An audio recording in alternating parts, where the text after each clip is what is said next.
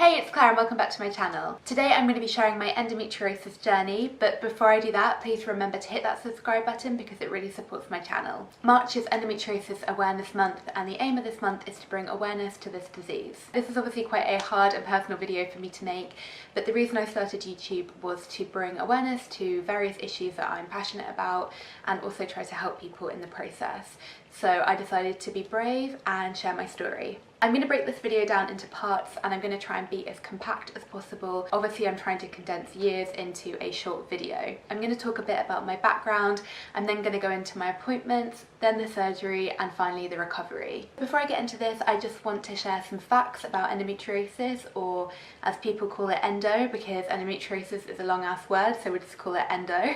Endometriosis is a painful condition in which tissue that usually lines the uterus grows elsewhere in the body. The pain is typically most obvious during menstruation. Endo affects 1 in 10 women in the UK.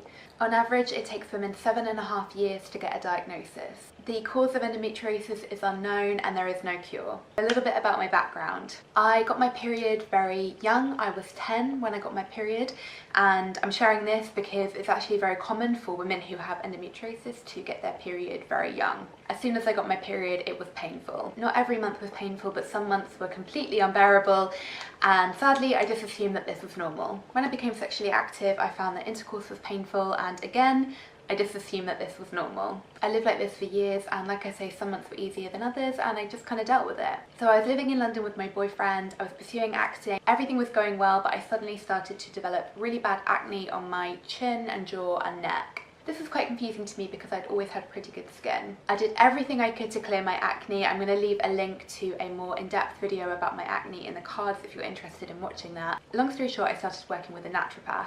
A naturopath is a holistic doctor. My reason for going to the naturopath was to clear my skin. So she asked me about my digestion, etc., my overall health, my sleep, and she asked me about my periods. And I said, they're awful, they're really painful, I'm sometimes unable to get out of bed, I can't work out when I have my periods, but that's just normal. And she said, no, that's not normal, that's not how your period should be. She kind of put that on my radar, but I didn't really do anything about it, so I just had that in the back of my mind. I want to say this was about September 2016. I'd had a normal day out with my friend, I'd come back home, gone to bed, etc., and I woke up at about 3 AM in the most horrific pain. I'd had really bad period cramps, but I wasn't bleeding, so I was kind of confused. I got up, went to the bathroom, and the pain was just unreal. It was just shooting down my thighs, down my lower back. I actually ended up being sick because I was in so much pain. That night was really a turning point for me. I just thought, I can't live like this anymore. So the next morning I booked an appointment with my GP. I just want to quickly mention that I did everything on the NHS, so nothing was private or anything. So everything that I'm going to be sharing about appointments is based on the National Health Service in the UK. So of course your experience might be a little bit different depending on the country that you're living in and if you want to go private. Even though it was my biggest fear, I had a feeling that I did have endometriosis because of some research that I'd done and some stories that I heard. So I went to my GP saying, I have really bad period pain, I have these symptoms, etc. I think I have endometriosis. So the symptoms that I was experiencing at this point was extreme blood loss during menstruation, pain during intercourse, bloating on my abdomen and my acne. Yay! My GP agreed with me that this all didn't look very good, and so he referred me on for an internal ultrasound at the hospital. So an internal ultrasound is exactly what it sounds like, and I have to say this is probably one of my least favourite things ever. An internal ultrasound involves them taking a stick type thing that they put a condom on, although they claim it's not a condom, but I don't know what it is if it's not a condom. Anyway, they slide that inside of you and they have a look at everything. It's painful because it goes pretty high up because they're looking at your ovaries, etc. They can't really see much from the ultrasound, but they can see cysts. So they could see that I had a couple of cysts on each ovary. If they think that you have polycystic ovary syndrome, this is the procedure that you will get. So from the ultrasound they could see that I had some cysts and also what they thought might be a polyp. From this I was referred on to another specialist at another hospital. It was actually kind of funny because I thought that they were just going to talk me through some stuff, but they decided to perform a procedure. I can't remember the name of it at all, but I'm gonna find what it is and insert it somewhere. You're awake when you get this done, but essentially they flush you with water and clear everything out. They wanted to do this because they were a bit concerned about the polyp that they'd seen, which, spoiler alert, ended up not being a polyp. It was just a weird bit of something which came out anyway. I wasn't expecting to get that procedure done, so I remember I'd planned to go climbing with my friend, but of course because they flush you with water, the water balance in your body is completely off, so you feel super dizzy after that.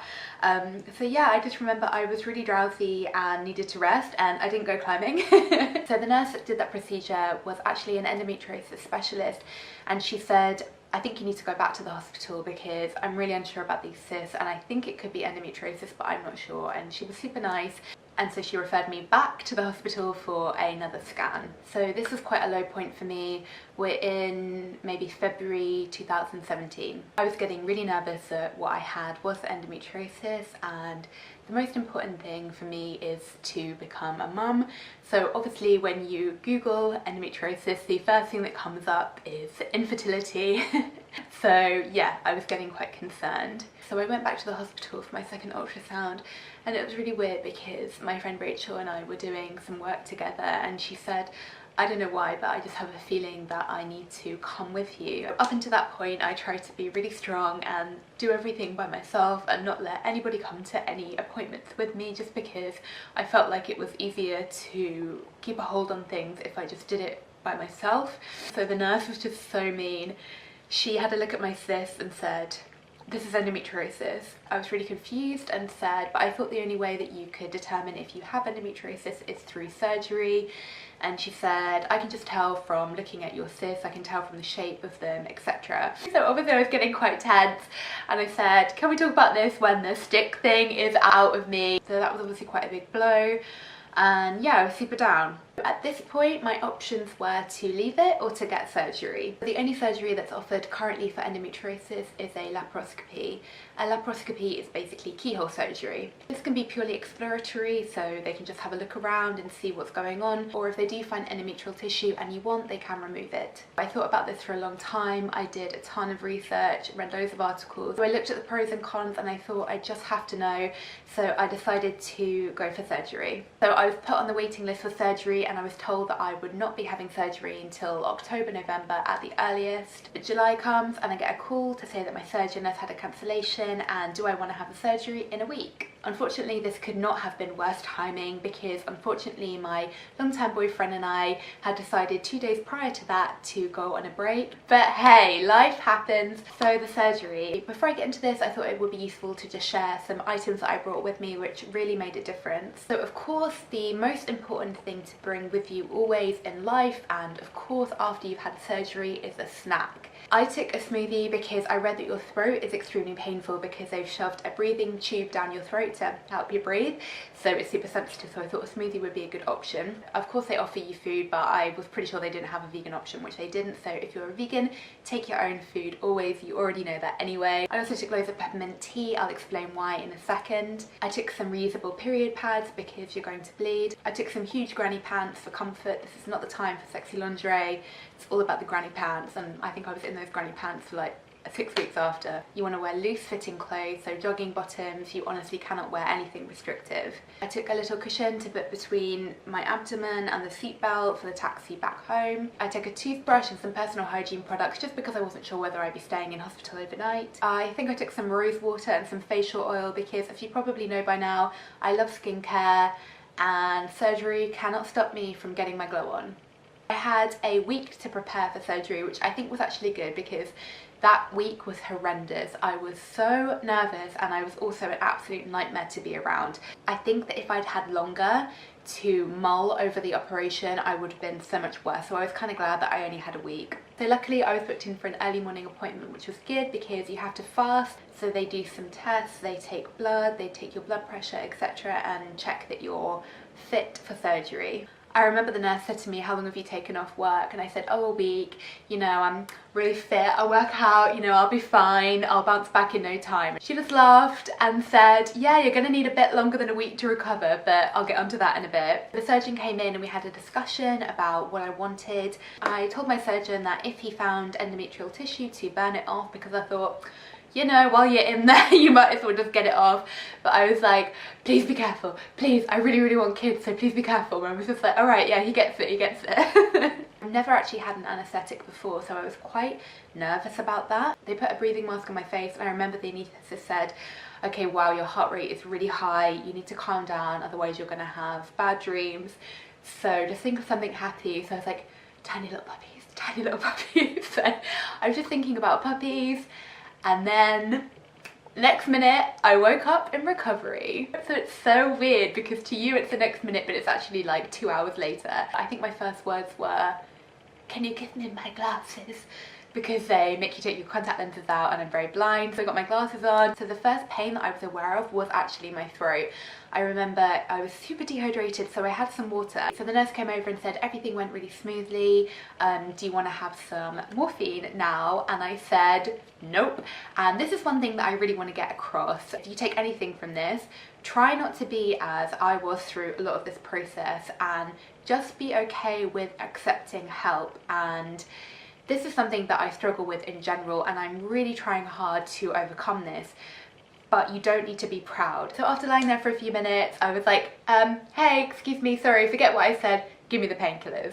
So they take you into a recovery ward, and at this point I still didn't know what they found. I read online that one of the most painful things about this surgery is actually the gas that is used to inflate your abdomen. Obviously there's nowhere for this gas to go, so it rises to your shoulders, and I heard that the pressure on your shoulders is very, very painful.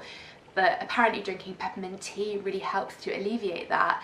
So I was on it with the peppermint tea. The minute I got to recovery, I was just like, can I have a peppermint tea? And I just kept this up, and I actually kept this up throughout my recovery. And I have to say that it was a little bit sore, but not too bad at all. So I was just chilling in recovery for a bit with my mum. I had a snack, and they basically won't let you go until you have peed. So I'd had a catheter put in during my surgery, which they'd taken out just to drain any liquid that was in me. I don't know what it was, if I was just extremely dehydrated or if it was psychological or whatever it was, but I just could not pee for the life of me. I just really wanted to get out of the hospital, so I was just like, come on Claire, pee! So I would run the tap and like visualize waterfalls and just be super relaxed, and I just couldn't pee. I was drinking so much water, it was insane. I just could not pee. So during this time the surgeons came down and spoke to me and said that they had found endometriosis, and it was on both ovaries, and it was especially bad on my right ovary, and my right ovary was being squished into my side by the endometriosis, but they'd removed all of that and released the ovaries, and it was all okay. I had emotionally prepared myself for the fact that I did have endometriosis, so it wasn't a shock to me. I was also kind of relieved that it was just limited to my ovaries and it wasn't on my fallopian tubes or my bowels or whatever. It made total sense to me that it was worse on my right side because I had more swelling on the right, and some yoga poses are more difficult on the right. So I was really lucky that it had taken me less than a year to get my diagnosis, but this did involve me being quite pushy and being really on it with my appointments. So I'm still in recovery, I still haven't peed. I was probably there for like 3 hours trying to pee, and the nurses were getting quite annoyed at this point. So they said, you know what, you can go home, try and pee when you get home. If you haven't peed by tomorrow, then you need to come in. But I went home, had a drink of water, and I peed. Praise the Lord. So the journey home was fine. We took a taxi because we live in London and the hospital is quite near, and like I said, I just put a cushion between my abdomen and the seatbelt, and I really recommend that you do that. Also tell your taxi driver to take it easy over speed bumps. So I got home and I was just resting. One mistake that I made here was that I wasn't on it enough with my pain management. So the painkillers wore off really quickly and the pain was really, really bad. I don't know why, but I just wasn't anticipating that it would be that painful. So I wasn't on it enough with my pain medication. After that point, I was very good about taking my painkillers, so that helped. So I decided to go back to my parents' house to recover, just because there were people around that could take care of me and it's quieter, etc. So I had my surgery on the Tuesday and I was fully fully expecting to be back home by the Friday. I think I'd made plans to go out for dinner on the Friday night. Needless to say, recovery was a lot harder than I expected. I was back home at my parents' for 2 weeks. I took 3 weeks off work and I wasn't back in the gym for 6 weeks. So of course, like all surgeries, the healthier you are going into the surgery, the quicker you're going to bounce back. Prior to my surgery, I was the strongest I'd ever been workout wise. I don't smoke and I had a healthy vegan diet. That being said, this surgery is brutal. The first morning after surgery, I could barely lift myself out of bed. If you imagine what you need to do to lift yourself up and how much of your core you need to use, it's pretty hard if your core is essentially out of action. I did manage to get myself into the shower, but I have to say it was a real struggle. I was also completely shattered. One of my best friends, Fran, came over to visit me and I could just barely keep a conversation with her. I was just so exhausted. So something that I found a bit challenging was the mixed information that I was getting. So the day after my surgery, I started to bleed heavily. I was told prior to my surgery that my period would be delayed because of the anaesthetic, but that was nothing to worry about. So when I started bleeding the day after my surgery, I thought, okay, it can't be my period, so I'm literally bleeding to death. I rang the hospital and they said, oh no, it's really common for the anaesthetic to bring your period on, so that's probably what it is, just keep an eye on it. And it turned out that yeah, it was my period. I think it's really good to be aware of what the doctors tell you, but it's also good to take everything with a pinch of salt and just sort of keep an open mind, I guess. So during my recovery, I just rested, kept up with the peppermint tea, went for little walks, took my pain medication. It was a rave. So there was one day where I got incredibly down. It was the Friday, and obviously there was a lot going on in my personal life, but I also think that the anaesthetic had properly worn off at that point. I think it's really normal to feel a bit down after surgery. Obviously you're physically exhausted and also mentally drained as well. Also, I was processing the fact that I have a chronic disease and that there's no cure for that, and that I'm gonna live with it and what that means for my life. I have an incredibly supportive family and a really close group of friends, so I'm very lucky in that way. But I've also left some links to some resources that really help me to process things privately, so that might help you as well. Just a little bit about scarring. The beauty of keyhole surgery is that the incisions are tiny. This is a picture of me the day after my surgery. As you can see, the surgeon decided to make 4 incisions. They can make anywhere between 2 or 4 incisions. It's just the surgeon's personal preference. And this is me a month after my surgery. Honestly, through this whole process, I was just absolutely amazed at how quickly the body heals. It's incredible. So my periods and other symptoms have been a million times better. Like I said, there is no cure for endometriosis. When you go in for surgery, the surgeon obviously talks about how you're going to manage it after your surgery. They offer to fit a coil. I absolutely did not want a coil, and I decided to go on the pill for a little bit after, but then I decided to come off just because the pill is something that I can't quite get on board with. If this is something that you'd like me to talk a little bit more about, then leave me a comment and I'd gladly make a video about the pill if you're interested in that. I'm really glad that I went ahead with this surgery, and I would recommend it if it feels right for you. But I have to say that if you have this surgery, you need to accept that there's a very strong possibility that your endometriosis will come back. This kind of surgery doesn't remove the root of the endometriosis, it just removes the top layer of it. I'm not trying to get pregnant now, but when that time comes, I will assess the situation and take it from there. I've read that a lot of women have a laparoscopy and find that they get pregnant very quickly after having that, so maybe that will be an option, I don't know. The way that I manage my endometriosis now is through exercise, trying to de-stress, and through eating well and taking care of myself. And honestly, I just take it day by day and month by month. Endo is a chronic disease, meaning that it's never going to go away, so it took me a while to get my head around that, but you just have to try and manage it. I really hope that this has helped you in some way if you suffer from endometriosis and if you're considering getting a laparoscopy. If you have any questions, please leave me a comment, or if it's a bit more personal, please feel free to send me a direct message on Instagram. As I said, I've left some links in the description box, so please feel free to check them out. Thank you so much for watching, and I will see you on the next one.